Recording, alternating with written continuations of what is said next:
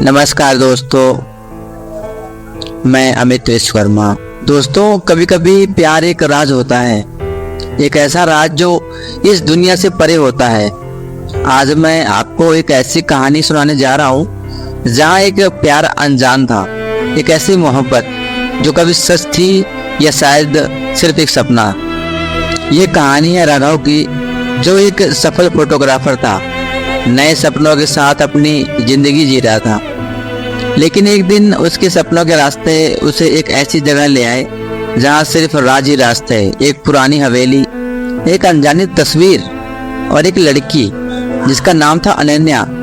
राघव ने कभी सोचा भी नहीं था कि उसकी जिंदगी एक पल में इतनी बदल जाएगी। तो चलिए दोस्तों, इस कहानी को शुरू करते हैं। हमारा आज का टाइटल है एक अनजानी मोहब्बत। राघव एक सफल फोटोग्राफर था जो हमेशा नए लोगों और जगहों को एक्सप्लोर करता था। एक दिन वह अपने नए असाइनमेंट के लिए एक पुरानी हवेली के पास जाता है जो शहर से थोड़ी दूर थी। उस हवेली के बारे में कहा जाता था कि वहां कभी एक खूबसूरत और रहस्यमय लड़की अनन्या रहती थी जो अचानक से गायब हो गई थी। राघव अपने काम में व्यस्त था, लेकिन उस हवेली के पास कुछ अजीब चीजें उसका ध्यान खींचने लगी। रात को जब वह तस्वीरें ले रहा था तब उसने एक लड़की की परछाई देखी जो पुराने कपड़ों में थी। जब वह उसके करीब गया तो देखा कि वह लड़की बेहद खूबसूरत थी, लेकिन उसकी आंखों में एक छिपा हुआ दर्द था। उस लड़की ने अपना नाम अनन्या बताया। अनन्या और राघव के बीच धीरे धीरे एक कनेक्शन बनने लगता है, लेकिन राघव को लगता है कि कुछ तो अजीब है। अनन्या हमेशा रात में ही मिलती थी और जैसे ही सुबह होती वह गायब हो जाती थी। राघव को अनन्या के बारे में कुछ भी समझ नहीं आ रहा था, लेकिन उसे उस लड़के से प्यार होने लगा था।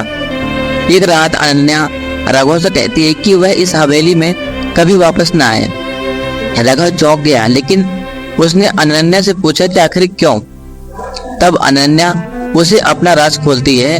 मैं एक इंसान नहीं हूँ, मैं एक आत्मा हूँ जो अपने पिछले जन्म के दर्द में फंस गई थी। मुझे इस हवेली के राज ने यह बांध रखा है। जब तक कोई सच्चा प्यार मुझे यहाँ से आजाद नहीं करता, तब तक मैं यहाँ अटकी रहूंगी। राघव ये सब सुनकर सदमे में था, लेकिन उसका प्यार सच्चा था। उसने अनन्या से वादा किया कि वह उसे इस राज से आजाद करवाएगा। उसने हवेली के पुराने राज खोजने की कोशिश की और पता चला कि अनन्या का पिछले जन्म में इस हवेली के मालिक ने धोखा दिया था और उसे मार दिया था। उसका प्यार अधूरा था, इसलिए उसकी आत्मा को शांति नहीं मिली। अंत में राघव अनन्या के सच्चे प्यार को समझता है और उसके दर्द को अपने प्यार से मिटा देता है। अनन्या की आत्मा को शांति मिलती है और वह हमेशा के लिए चली जाती है। राघव ने अपने प्यार को खो दिया, लेकिन उसने एक अनजानी मोहब्बत को अपने दिल में हमेशा के लिए महसूस किया।